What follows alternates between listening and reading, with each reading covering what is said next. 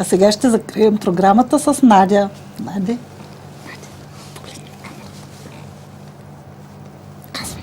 На мама от Атанас Душков. Ти си ми радост и закрила. Майко моя, майчице мила, вечер в постелята ме слагаш, а сутрин кротко ми помагаш, за да стана и да се не муша, а да се измия и закуша, за да израсна и сполуча, всеки ден прилежно да си уча.